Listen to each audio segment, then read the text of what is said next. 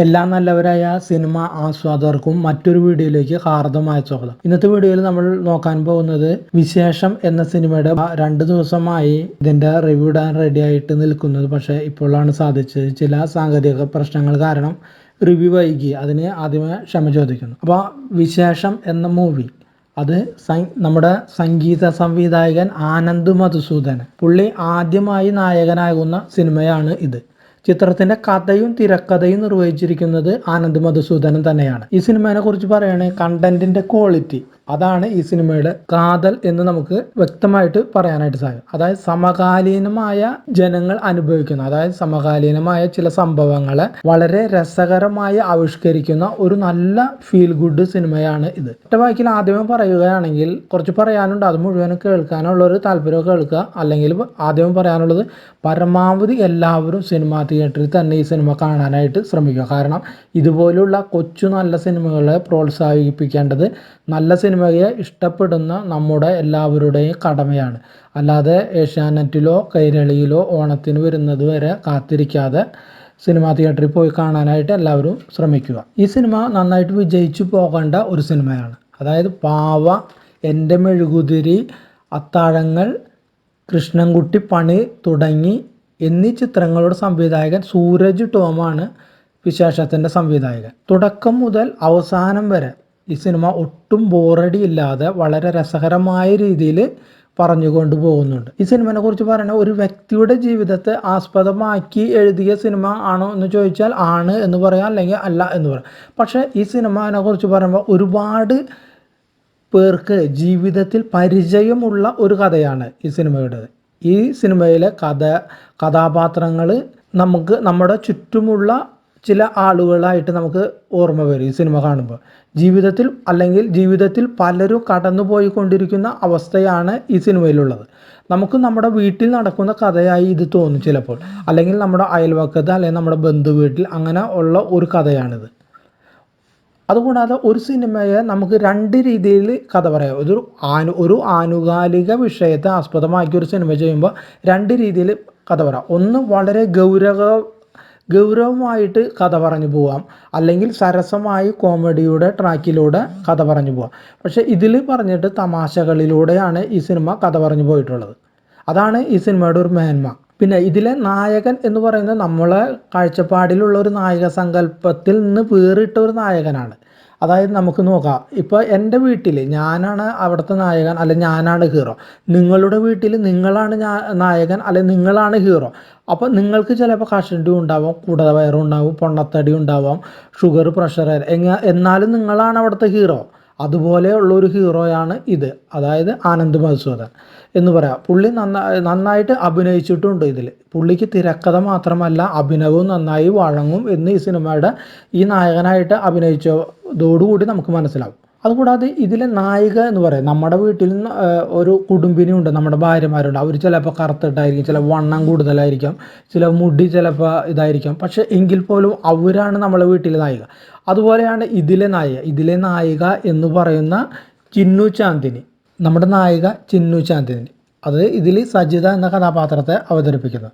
അപ്പോൾ അവരുടെ നല്ല തടിച്ച ശരീരപ്രകൃതിയും ഈ നായകൻ്റെ കഷണ്ടിത്തലയും, അത് 2 കഷണ്ടി കൂടാതെ പല്ലൊക്കെ ഒന്തിയ ഒരു നായക കഥാപാത്രം പുള്ളി. പക്ഷെ അവർ 2 പേരും ഒന്നിച്ച് വിവാഹം കഴിച്ച് ഒന്നിച്ച് ചെയ്യും. അവർക്ക് 2 പേർക്കും ഒരു പ്രശ്നങ്ങളും ഉണ്ടാവുന്നില്ല. ഇതിൽ നമ്മൾ സ്കൂളിലൊക്കെ പഠിക്കുമ്പോൾ കേട്ടിട്ടുണ്ടാവും. അതായത് അധ്യാപകർ നമ്മളൊക്കെ കളിക്കും, 8ാം ക്ലാസ്സൊക്കെ ആകുമ്പോൾ പറയും, ഇനി ഒരു കൊല്ലം കൂടി ഇങ്ങനെ 10ാം ക്ലാസ് ഒരു കടമ്പയുടെ അത് കടന്ന് കിട്ടിയാൽ നിങ്ങൾ രക്ഷപ്പെട്ടു. പിന്നെ നിങ്ങൾക്ക് എവിടേക്ക് വേണമെങ്കിലും തിരിയാം. ITCക്ക് പോവുക, ITI പോവുക, ഡിഗ്രിക്ക് പോവുക, +2 പോവുക, അത് അങ്ങനെ പറയാം. പക്ഷേ +2 കഴിഞ്ഞു ITI അല്ലെങ്കിൽ മറ്റുള്ളത് പറയുമ്പോൾ പിന്നെ അടുത്ത കടമ്പ നമുക്ക് കിടക്കുന്നു. പിന്നെ അത് കഴിയുമ്പോഴായിരിക്കും പിന്നെ അടുത്ത കടമ്പ, ഡിഗ്രി കഴിയുമ്പോൾ പിന്നെ അടുത്ത കടമ്പ. അങ്ങനെ കടമ്പകളും ഇങ്ങനെ നീണ്ടു നിവർന്ന് കിടക്കുകയാണ്. അപ്പോൾ ഒരു മഹാമേരു പോലെ നമ്മുടെ പിന്നിൽ ഇങ്ങനെ പഠനങ്ങൾ തുടർന്നുകൊണ്ടിരിക്കുക. അതുപോലെയാണ് നമ്മുടെ ജീവിതത്തിൽ ഓരോ വിഷയങ്ങൾ കടന്ന് നമ്മൾ പോകുമ്പോൾ വീണ്ടും അടുത്ത വിഷയങ്ങൾ വരും. അതായത് കല്യാണം വരും, ആദ്യം ജോലി നമുക്ക് നടേണ്ടത്, പിന്നെ അതിന് ശേഷം ജോലി കുറേ കല്യാണം കഴിയും, അതിനുശേഷം കല്യാണം കഴിഞ്ഞ് പോകുമ്പോൾ വിശേഷമായില്ലേ, കുട്ടികൾ ആയില്ലേ, ഒരു കുട്ടി വേണം, രണ്ട് കുട്ടി വേണം, അതിനെക്കുറിച്ച് അത് പിന്നെ കുട്ടികൾ വളർന്നു, അവരുടേതായ കാര്യങ്ങൾ അവരുടെ വളർന്നു വലുതായി അവർക്ക് ജോലി സാധ്യതയുള്ള കാര്യങ്ങൾ നമ്മൾ ചെയ്ത് പിന്നെ അവരെ കല്യാണം കഴിയും. അങ്ങനെ ഒരു ജീവിതം ഒരു വലിയ പുഴ പോലെ നമ്മുടെ ഇങ്ങനെ നീണ്ടു നിവർന്ന് കിടക്കുന്നു. ഈ സിനിമയിലെ കഥ പറയുകയാണെങ്കിൽ നമ്മുടെ സജിത എന്ന കഥാപാത്രം, അതായത് ചിന്നുചാന്ദിനി ഒരു ഭർത്താവിൻ്റെ ക്രൂരത മുഖേന ഒരു ഭാഗത്ത് ഡൈവേഴ്സ് ചെയ്ത് നിൽക്കുന്നു. അവൾക്ക് ഒരു പോലീസ് ഓഫീസർ ആയിട്ടാണ് ജോലി ചെയ്യുന്നത്. ഇതിലെ നായകൻ എന്ന് പറയുന്നത് ഒരു ഡൈവേഴ്സായി നിൽക്കുന്ന ഒരു പുള്ളിയാണ്, നമ്മുടെ മധുസൂദൻ, നമ്മുടെ ആനന്ദ് മധുസൂദൻ. അപ്പോൾ ഡൈവേഴ്സ് കേസൊക്കെ കുറച്ച് നാൾ 2 വർഷത്തോളം എടുത്തു പുള്ളിയുടെ വിടാം. കാരണം എന്ന് വെച്ചാൽ പുള്ളിയുടെ വിവാഹത്തിൻ്റെ അന്ന് പുള്ളിയുടെ ഭാര്യ മറ്റൊരുത്തൻ്റെ ഒപ്പം ഒളിച്ചോടുകയാണ് ചെയ്യുന്നത്. അപ്പോൾ അതിൻ്റെ മൂടവിട്ടിൽ നിന്ന് ഡൈവേഴ്സൊക്കെ മാറി ഒരു സ്വസ്ഥമായിട്ട് ഇരിക്കുമ്പോഴാണ് അമ്മയെ വിദേശത്തേക്ക് കൊണ്ടുപോകാനായിട്ട് പുള്ളിയുടെ പെങ്ങളും അളിയനും കൂട്ടി ശ്രമിക്കുന്നു. അപ്പോൾ അമ്മ പറയുന്നു ഇവനൊറ്റയ്ക്ക് ആക്കിയിട്ട് ഞാൻ ഇവിടെ നിന്ന് പോകുന്നില്ല എന്നുള്ളത്. അപ്പോൾ ഇവന് ചേട്ടനുണ്ട്. അപ്പോൾ ചേട്ടൻ പറയുന്നു അങ്ങനെയാണെങ്കിൽ ഇവനൊരു കല്യാണം കഴിക്കാം എന്ന് പറയുന്നു. അങ്ങനെ കല്യാണം കഴിക്കാനുള്ള മാരേജ് ബ്യൂറോയിൽ മാരേജ് ബ്യൂറോ നടത്തുന്നവരാണ് നമ്മളെ അൽതാഫ് സലീം. അങ്ങനെ മാരേജ് ബ്യൂറോയിലൊക്കെ രജിസ്റ്റർ ചെയ്ത് ഇവർ പെണ്ണാലോചിച്ച് നടക്കുമ്പോൾ കുറേ ഇടത്ത് പെണ്ണ് കാണാൻ പോകുമ്പോൾ പെണ്ണിനെ കിട്ടുന്നില്ല, ആർക്കും പെണ്ണിനെ ഇഷ്ടപ്പെടുന്നില്ല. അങ്ങനെ ഇരിക്കുമ്പോഴാണ് അൽതാഫ് മറ്റൊരു ഡിമാൻഡ് വയ്ക്കുന്നത്, ഇങ്ങനെ പോയാൽ ശരിയാവില്ല, കാരണം പെണ്ണിനെ കിട്ടുന്നില്ല. അപ്പോൾ നമുക്ക് സെക്കൻഡ് നോക്കാമെന്ന് പറയും. സെക്കൻഡ് എന്ന് വെച്ചാൽ 2ാം കെട്ട് ആയത്. അപ്പോൾ അങ്ങനെ എല്ലാവരും പറഞ്ഞിട്ട് സെക്കൻഡ് നോക്കാം. അങ്ങനെ വന്ന ഒരു ആലോചനയാണ് ചിന്നുചാന്ദിനി, സജിത എന്ന് പറയുന്ന ഒരു കഥാപാത്രം. അപ്പോൾ ആ കഥാപാത്രം നല്ല തടിച്ച പ്രകൃതി എല്ലാം ഉണ്ട്. അങ്ങനെ അവർ രണ്ടുപേരും കണ്ടുമുട്ടുന്നു, രണ്ടുപേരുടെയും ജീവിത യാഥാർത്ഥ്യങ്ങൾ പരസ്പരം പങ്കുവയ്ക്കുന്നു. അപ്പോൾ ഇവർ രണ്ടുപേരും പരസ്പരം ഇഷ്ടപ്പെടുന്നു. കാരണം ഇവർ ദുരനുഭവങ്ങൾ ഉണ്ടായ 2 പേരായിരുന്നു. അതുകൊണ്ട് അങ്ങനെ അവരുടെ കല്യാണം കഴിയുന്നു നല്ല ചെറിയ രീതിയിൽ. ഇവർ രണ്ടുപേരുടെ ആദ്യത്തെ കല്യാണം വളരെ ഭംഗിയായി വളരെയധികം ആർഭാടത്തോടെ നടത്തിയിരുന്ന കല്യാണം. പക്ഷേ 2ാം കല്യാണം വരുമ്പോൾ ഒരു ചെറിയ രീതിയിൽ കുറച്ച് പേരെ മാത്രം വിളിച്ചിട്ടാണ് കല്യാണം നടത്തുന്നത് ഒരു രജിസ്റ്റർ ഓഫീസിൽ. അങ്ങനെ നീണ്ടുപോകുന്ന അവർ ദാമ്പത്യം നല്ല രീതിയിൽ പോകുന്നു.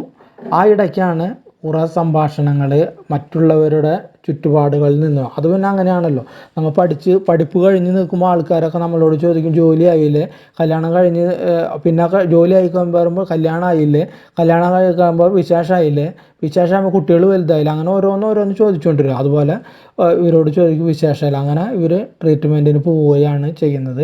അവിടെ നിന്ന് ഇവരുടെ ജീവിതത്തിൽ സംഭവിക്കുന്ന ചില സംഭവങ്ങളാണ് ഈ കഥയെ മുന്നോട്ട് നിൽക്കുന്നത്. അതുകൂടാതെ ഇതിൽ മാലാപാർവതി അഭിനയിച്ചിട്ടുണ്ട്, അതായത് ഡോക്ടർ മേരി ജോർജ് എന്ന കഥാപാത്രം. അതായത് വിലപിടിപ്പുള്ള മരുന്നുകൾ കുത്തിവെച്ചിട്ട് നമ്മുടെ ശരീരപ്രകൃതിയെ തടിവെപ്പിക്കുന്ന അല്ലെങ്കിൽ അങ്ങനെയുള്ള മരുന്നുകൾ കുത്തിവെപ്പിക്കുന്ന ഒരു വന്ധ്യതാ ക്ലിനിക്കിലെ ഒരു ഡോക്ടറാണ് ഇവർ പ്രതിനിധാനം ചെയ്യുന്നത്. പിന്നെ വില്ലനായിട്ട് ഒക്കെ വന്നിരുന്ന ബൈജു എഴുപുന്നെയാണ് ഇവിടുത്തെ നായകഥാപാത്രത്തിൻ്റെ ഒരു സഹോദരനായിട്ട് അഭിനയിക്കുന്നത്. അതുകൂടാതെ ജോണി ആൻ്റണി ഉണ്ട്. പിന്നെ പി പി കുഞ്ഞികൃഷ്ണൻ എന്ന് പറഞ്ഞാൽ പോയി കേസ് കൊടുക്കൂ എന്ന് പറഞ്ഞ ആ സിനിമയിലെ ജഡ്ജിയായി അഭിനയിച്ച പുള്ളിയാണത്. അപ്പോൾ ഈ സിനിമയിൽ നല്ല നല്ല മുഹൂർത്തങ്ങളും ഉണ്ട്. അതിൽ ചില മുഹൂർത്തങ്ങൾ നമ്മൾ പറയുകയാണെങ്കിൽ, ഒരു മുഹൂർത്തം എന്ന് പറഞ്ഞാൽ ഇവർ ഒരു അൽതാഫിൻ്റെ വീട്ടിൽ പോയിട്ട് ഇങ്ങോട്ട് വരുമ്പോൾ ഒരു മഴ ചാറിയ ഒരു ദിവസമുണ്ട്. അപ്പോൾ ആ മഴ ചാറിയ ദിവസത്തിൽ ഇവർ വരുമ്പോൾ ഒരു പാട്ട് സീനോട് കൂടിയാണ് ഇവർ റൊമാൻറ്റിക് സീൻ നടക്കുന്നത്. അതിനുശേഷം ഇവർ റൊമാൻറ്റിക് സീൻ എല്ലാം കഴിഞ്ഞിട്ട് ഈ നായികയോട് പറയുന്ന ഒരു വാക്കുണ്ട്. ആ വാക്ക് പുരുഷന്മാരെല്ലാവരും നമ്മളുടേതായ ഭാര്യമാരോട് ചോദിക്കേണ്ട വാക്കുകളുണ്ട്. അതുകൂടാതെ അവസാന സീനിൽ വേറൊരു ഡയലോഗും കൂടിയുണ്ട്. അത് പഴയൊരു സിനിമയിൽ ഇന്നസെൻ്റ് ചോദിക്കുന്ന ഒരു ചോദ്യമാണ്. അതായത് സത്യനന്ദിക്കാടിൻ്റെ സീനിൽ, അതായത് അവൾ മുല്ലപ്പൂവും കുളി കഴിഞ്ഞ് എണ്ണയും പുരട്ട് മുല്ലപ്പൂവൊക്കെ ചൂടി വരുമ്പോൾ ഞാൻ പിന്നെ എന്ത് ചെയ്യാനാണ് എന്ന് പറയുന്നൊരു ഡയലോഗ് ഉണ്ടാവും. അതുപോലത്തെ ഒരു ഡയലോഗ് ഇതിലും ചോദിക്കുന്നുണ്ട്. അപ്പോൾ അങ്ങനെ മൊത്തത്തിൽ നോക്കിക്കഴിഞ്ഞാൽ നല്ലൊരു സിനിമ ആണിത്. എല്ലാവരും തിയേറ്ററിൽ പോയി തന്നെ കാണുക ഇത്. അപ്പോൾ അത്രയുമാണ് ഈ സിനിമയെ കുറിച്ച് പറയാനുള്ള കാര്യങ്ങൾ.